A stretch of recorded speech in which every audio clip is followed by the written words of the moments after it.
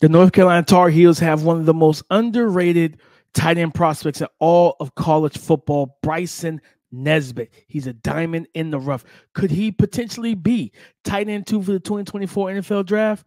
Yes. I'm going to tell you why and more coming up next.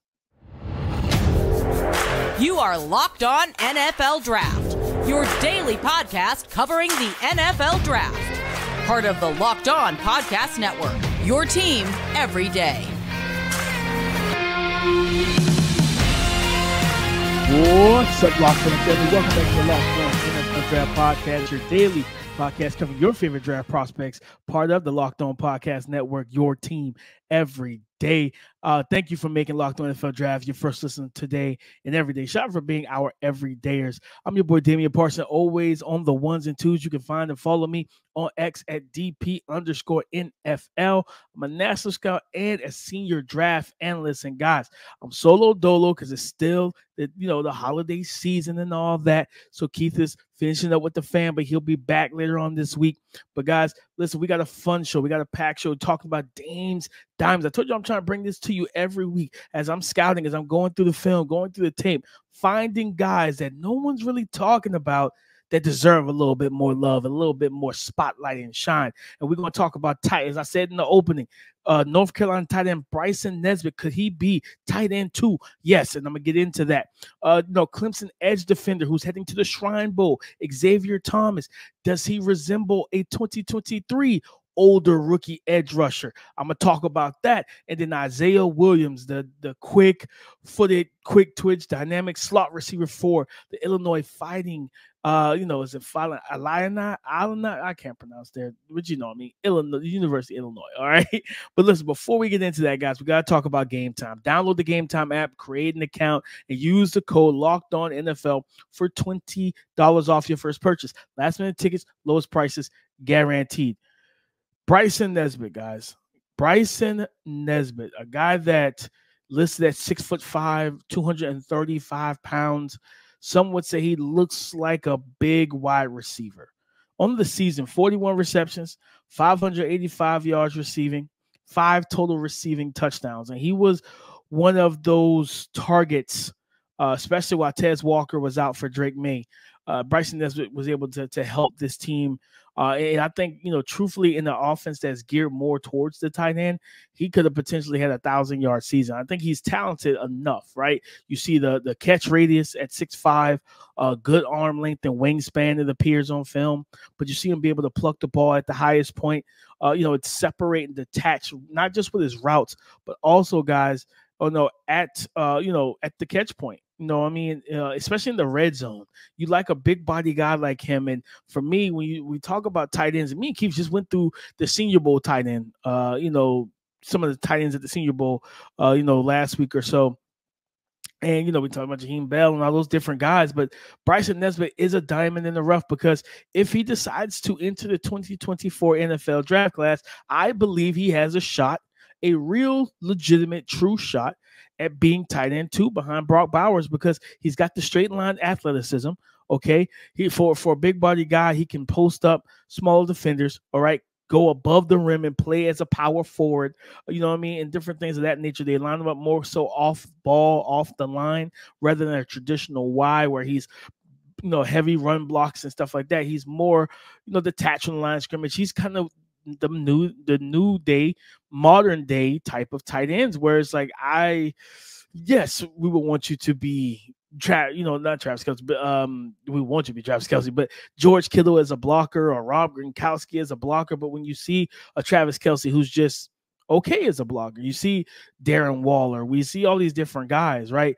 And you just the athleticism, the height, weight, speed, the size, the frame, the ball skills, those things translate to the league, guys. And when you have a tight end that can do some things that make you think he's a wide receiver at times, like Bryson Nesbit's able to do, you absolutely value that, because what does that do? It gives you that mismatch option when you're facing defenses, especially when they go man-to-man, right? If it's cover 2 and then, if you got explosive weapons, right? You think about the Washington Commanders, man. You got Scary Terry McLaurin. You have Jahan Dotson.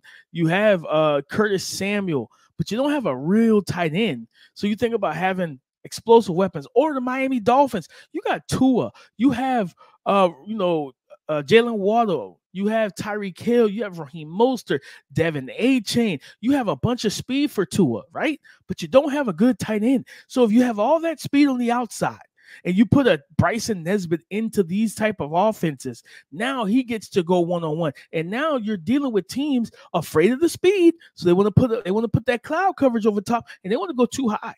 And if they want to go too high, that's cool, because now I get one-on-one. I get man-to-man. Now you motion out Bryson Nesbit. You motion him out against some of these linebackers, because you know that you're going to see that, right? If it's too high cover shell, man to man, you're going to get a linebacker on him.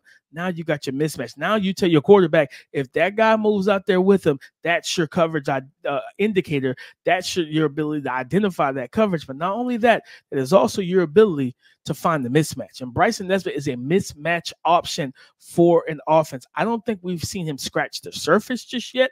I think this young man has a high ceiling because of what he is. You know, he's only a junior, if I remember correctly. I think he's only a junior.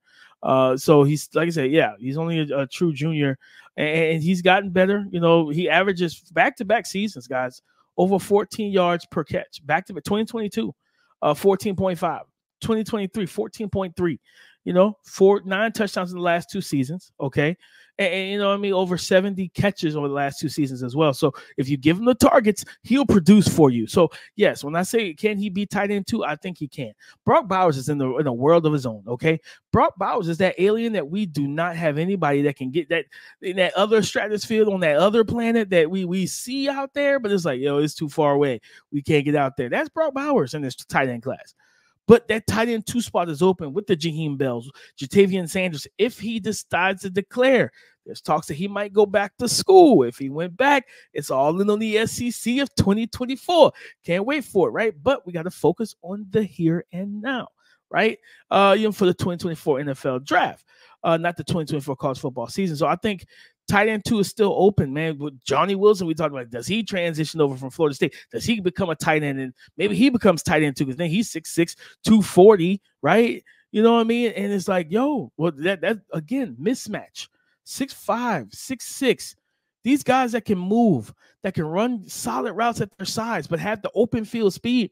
When you think about the hard play action, you think about the RPO game, the glance slant routes, the crossing patterns, the seam routes, and different things like that. You create mismatches with guys like Bryson Nesbit against linebackers and even against some safeties. Okay, you want to get a matchup against a strong safety who's maybe not is skilled or athletic in coverage. That's what you want for your quarterback. That's what I said. The Washington Commanders, the Miami Dolphins. Okay, those are 2 teams where I'm like, man, this right here would be great for those offenses, because they want to push the ball, they want to get it vertical, right? But they don't have that last kind of piece in the passing game, which is the tight end position. So Bryson Nesbit, for me, guys, is a diamond in the rough. He's Dame's diamonds in the rough. He's the leading diamond for this show, because I think that if you put him, you discover him, you put him in the right position, right? And you allow him to just develop with those athletic tools and traits and his size and everything else, his ball skills, all that good stuff, right? You have a player that can be 700 to 900 yards at the tight end position, I think, kind of with ease at the next level, right? I think that you can get that type of development out of him. And it depends on what you have around him. He could also be a guy that gives you maybe 1,000 around, you know what I mean? Especially in the red zone. I think he's a good red zone threat as well. They just didn't target him a ton, but there's a couple reps where he caught some touchdowns this year, and it's just like you see the flashes, you see what you want to see and what you need to see. Now it's all about putting him in position in the offense that'll give him the target volume to allow him to be as productive as possible. But guys, that's Bryson Nesbit. Maybe tight end 2 if he decides to clear for the 2024 NFL draft. But coming up next, a Shrine Bowl acceptee, Xavier Thomas. Why does he remind me of Los Angeles Rams and rookie edge defender out of Tennessee, Byron Young? I'm going to tell you about that coming up next. As the weather continues to get colder, the NFL offer stays hot on FanDuel, America's #1 sportsbook. Guys, right now, new customers can get $150 back in bonus bets with any winning $5 money line bet. Listen, I'm telling you right now, New customers can get $150 back in bonus bets with any winning $5 money line bet. That's $150 if your team wins. And if you've been thinking about joining FanDuel, first, what I always tell you, stop thinking, put some action to it, put your back into it, and go do it. But there's also no better time or place to get in on said action. The app is super easy to use. There's a wide range of betting options, including spreads, player props, over-unders, and so much more, guys. So visit FanDuel.com/locked-on and continue to kick off the NFL season. Visit FanDuel.com/locked-on to continue to kick off the NFL season, because FanDuel is the official partner of the NFL. Clemson edge defender Xavier Thomas is a diamond in the rough. And I know you ageists. I don't even know if that's a real word, but those you know who you are. Those people like, oh, wait a minute, he's been in school since 2018, DP. You know what I mean? He's a 6-year senior and all that. DP, yes, I know. He's in my region he's in my region of scouting. So I get it. Okay, I get it. But yeah, I know that people will be like, he's played 6 years. Where's the development in this? Stuff like that. But Xavier Thomas, listed at 6'2", 255 pounds. This young man, on the season, 29 pressures, 7 QB hits, 3 total sacks on the season. And for me, when I look at his game, when I look at what he brings to the table, I see a explosive, low center of gravity, kind of bowling ball build type of edge rusher. Very similar to former Tennessee Volunteers and current Los Angeles Rams edge rusher Byron Young.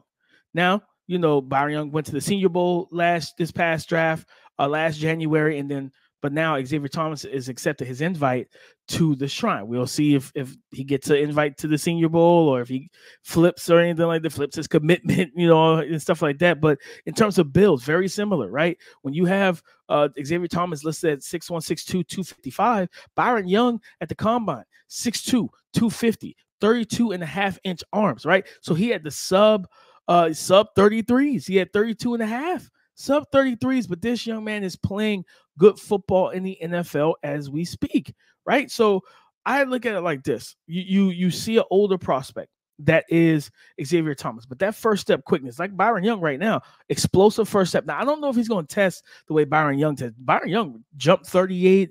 He had a 10, 11-inch broad. I think he ran like 4.43 in the 40. He killed the combine, man. He killed the combine and earned that third-round draft pick. He should have been the second, in my honest opinion.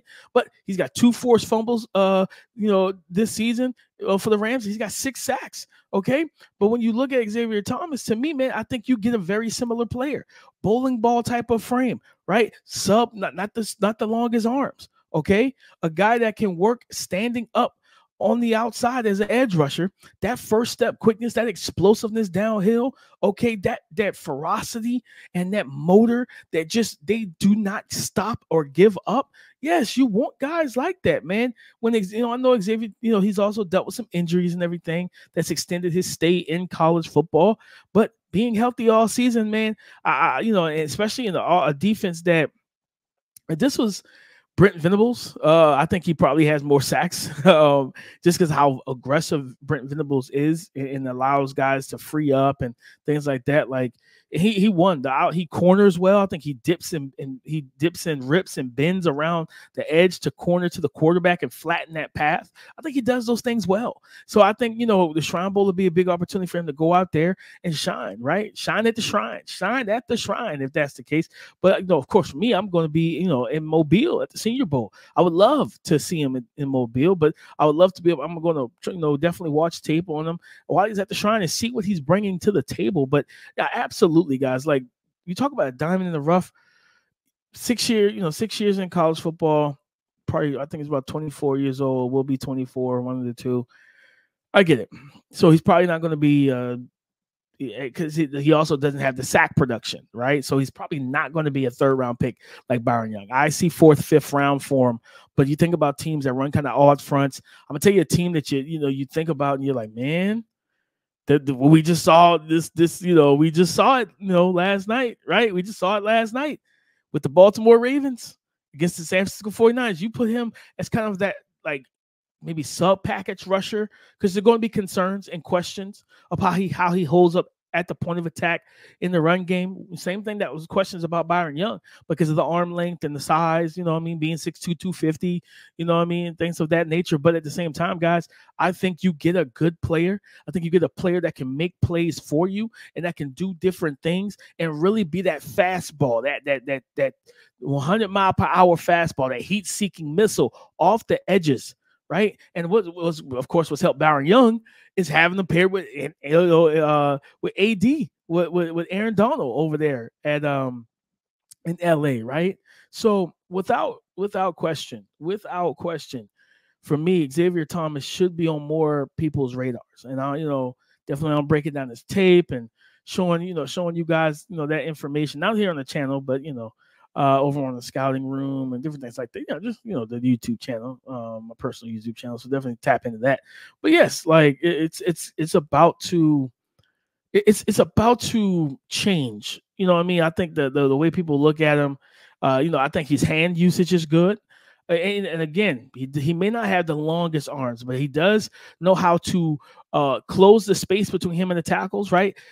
Listen, as a wide angle rusher, I'm telling you now, guys, I love him in those steep angles, those steep alignments, right? Especially on third downs, because what that's going to do is force either one or two pass sets from of course, it also dictates, it's also dictated by the type of drop the quarterback's doing. If it's a 1-step drop, 3-step drop, 5 to 7, things of that nature, right? But when you're wide angle like that, you have to pull. I think defensive, that's why wide 9 is so important, because of the fact that what it does is pull and force those tackles away from their bumper. So when you hear the word bumper, it means those interior offensive linemen work as a bumper, like bumper cars, right? You know what I mean? So to wall off a defender so you can overset as a tackle on the outside and play on that strong, the outside hand, whether that's right tackle or left. You could play on your outside hand and stonewall the outside rush. And if a defender tries to cut across your face, you have a bumper inside. That's your guard, right? But if you pull that tackle out into an island, okay, it's the same thing with cover 3 corners, right? Everything's cool until you go man to man, and now you're on the island, right? You're on the island with Odell Beckham in his prime. You're on the island with Julio Jones. You're on the island with Antonio Brown. That's when, you know what I'm saying? Then you see what you really made of. So it's the same thing with tackles. Pull that guy to either his 45-degree angle set point or it's a vertical set point. Either way, it's going to give you as an edge rusher. And for me, Xavier Thomas gives you that. He can give you that type of threat to where now you get a two-way go as a pass rusher, and you have 2 lanes to attack. So then you curate your rush plan, and you know what I mean, and you pivot and adjust mid rush and everything. But I think that he has a good ceiling. The floor to me is just at worst a third down sub-package rusher, explosive downhill threat, fastball off the edge that you can get after quarterbacks and get after them quickly. You think, especially with his closing speed, you think about teams that want to do a lot of twists and stunts. So you got TE, all that type of stuff. So you talk about having that tackle, that defensive tackle, whether it's a 4-eye, 3-tech, whatever, and that guy creating that surge, that penetration, right? And now you take Xavier Thomas as the looper, to where now that D tackle takes that guard and then he runs the guard into the left tackle, or to the offensive tackle, I'm sorry, and now that frees up the loop around, right, the merry-go-round for Xavier Thomas. And now Xavier Thomas loops around and he's got a clear shot, a clear lane. He's unblocked, and now that speed and that closing burst gets to your quarterback. That's not what you want. But I tell you, I truly believe 4th, 5th round, you can draft him. You have a diamond in the rough, and this guy can get you 5 to 7, probably 5 to 7 sacks a season, man. You see what Byron Young's doing. I think that Xavier Thomas can do very, very similar things. But guys, coming up next, we're going to close this show out with a slot wide receiver, Isaiah Williams. Is this another one? Is he going to be a Dames dude, right? He's a Dames diamond. Is he going to be a Dames dude? Is he going to be one of those kind of smaller slot receivers that Dame just can't get enough of, because this kid can play ball? We're going to talk about him coming up next. Guys, you shouldn't have to worry when you're buying tickets to your next big event. But if you wait to the last minute, you will. Why? Because you're trying to compete with other buyers, trying to avoid dealing with scammers and scalpers, and you're trying to find the best deals. So let me introduce you to GameTime. They are the fast and easy way to buy tickets for all the sports, music, comedy, and theater events near you. What else do they offer, DP? Well, let me tell you, last-minute tickets, flash deals, zone deals. Their tickets are easy to find and buy, okay? But this is the part I love the most, and I think you will too. They show the views from all the seats in the venue. So before you purchase your ticket, you know what vantage point you will have. Guys, it's the holiday season. The New Year's is coming up. And you know what would be great? It's going to see LeBron James versus Zion Williamson and Brandon Ingram. You know what I mean? In New Orleans on New Year's Eve. You can get those tickets as cheap as $57 each right now on the GameTime app. So guys, it's very simple. Go to the app and download the GameTime app, create an account, and use the code LOCKEDONNFL for $20 off your first purchase.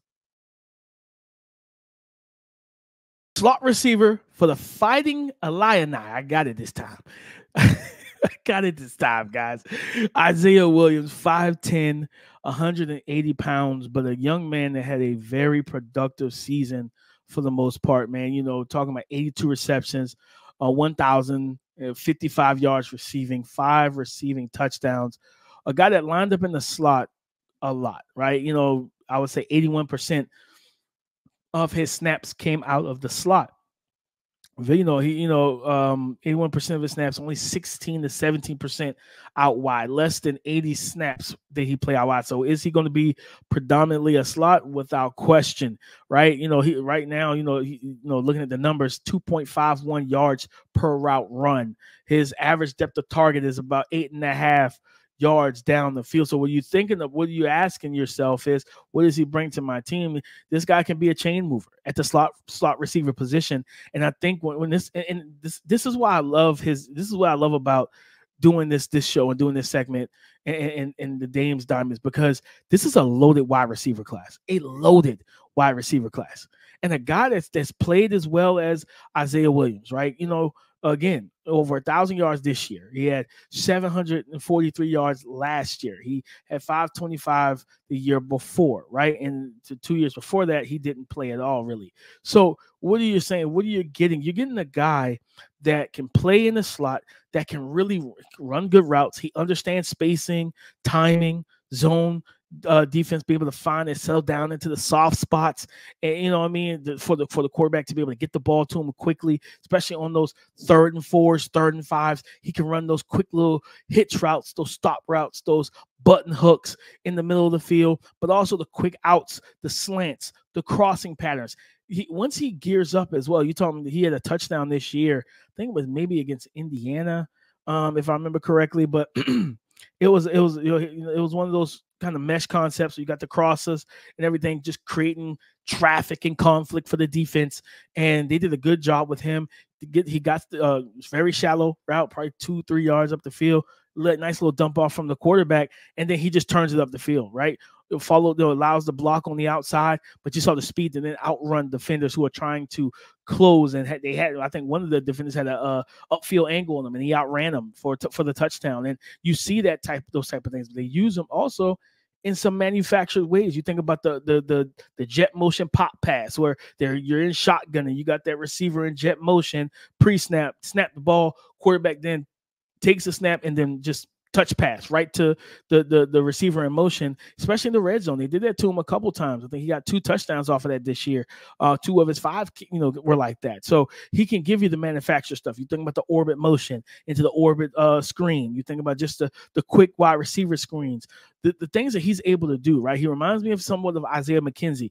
And what I like is that he's a creative receiver in terms of you get the ball in his hands in space, and he can create things for you, right? The pacing, we see it, right? Where we talked about, last night, where you had the Ravens and Zay Flowers. I'm not saying he's Zay Flowers. What I'm saying is the things that the Ravens were doing with Zay Flowers and the things that Zay Flowers were doing in their favor and in their benefit, catching the ball in space, but also making guys miss. Isaiah Williams gives you that as well. And that's why I really like his game.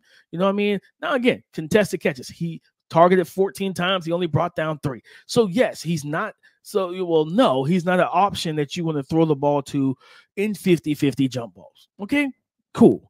24 missed tackles on the season, 48 of his 82 receptions. So 48 of his 82 receptions went for first downs. So that goes to my point here, guys, that he can move the chains and he can be a first down maker for you. And especially when you think about the Hunter Renfros, the Josh Downs, we've seen so that, the Danny Amendolas, we've seen so many slot receivers come into the league and just play well and do good things, right? Jahan Dotson, okay? We've seen all these type of guys, man. Deontay Johnson, Deontay plays more outside, but still, right? The Darnell Mooney's, those guys that they don't fit the size requirement, and the height and weight requirement, but they're good players and they're good in their role. I think that's what we need to start talking about. Players in their role, in the specific role, they're going to be good for you. And I think Isaiah Williams, man, underrated player, but one that deserves more love and respect. And I'm gonna give it to him. I'm gonna shine that light on him, man. I'm gonna pound the table for my guy, one of Dame's diamonds for the 2024 NFL draft class. Listen, I'm telling you right now, guys, if you need a slot receiver, you need a chain mover. If you are a team, right, the Atlanta Falcons, okay, you have Kyle Pitts, you have Drake London, okay, you got your two big body receivers. You need a chain mover, baby. You need a chain mover, okay? And Isaiah Williams can do that. You're talking about putting, perfect pairing, right? Where you put that prospect. I think that should be a show topic. Y'all talk to me in the comments. Should me and Keith do a show called Perfect Pairings? Would y'all like that? Drop it in the comments. All right.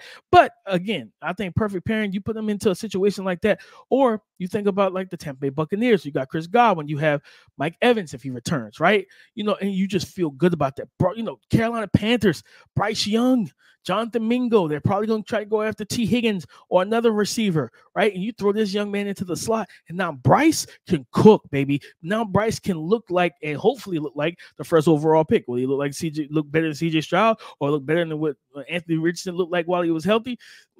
Don't know. But the point is, you want to give him weapons, and I think that Isaiah Williams, in this wide receiver class, I think it's going to be tough. I think what will help him be a third-round pick is if he goes to the combine, he measures in well, but also if he tests well. I'm talking explosive testing, right?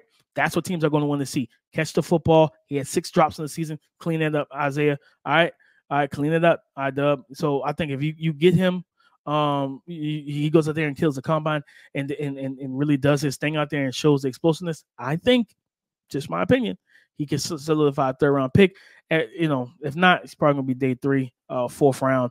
I think teams will be happy with their draft. But, guys, that's our show. We talked about Illinois slot wide receiver Isaiah Williams. We talked about Clemson edge defender headed to the Shrine Bowl, Xavier Thomas, and then potential tight end to Bryson Nesbit for the North Carolina Tar Heels. Guys, thank y'all so much for making Locked On NFL Draft your first listen today and every day. Shout out for being our everydayers, man. Go subscribe and follow for free on YouTube or wherever you listen to podcasts to get the latest episode as soon as it is available. I'm your boy, Damian Parson. You can find and follow me on X at DP_NFL. Holla at us in the comments. Talk to me in the comments. Talk to us in the comments. All right. Like, subscribe, share, hit the bell notification so you can be notified every time we drop fire content on this channel. And appreciate you guys so much for all the support over this last month and a half, man. The subscribers are going through the roof, and I appreciate it. We love y'all, man, for being our everydayers. But listen, Keith will be back tomorrow. So come and join the conversation again tomorrow on the Locked On Podcast Network. Your team every day.